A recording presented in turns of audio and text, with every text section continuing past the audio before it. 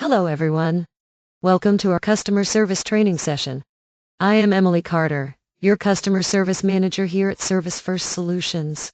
Today, we are going to dive into some key customer interaction scenarios that you might encounter on a daily basis.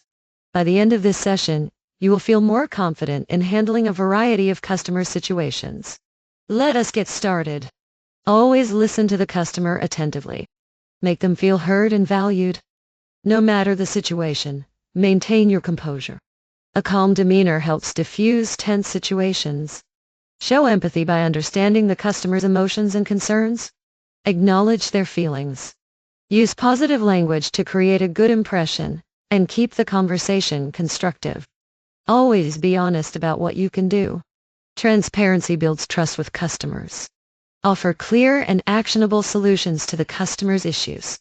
Avoid vague or uncertain responses. Personalize your interaction by using the customer's name and referencing their specific needs. If a problem cannot be resolved immediately, follow up promptly.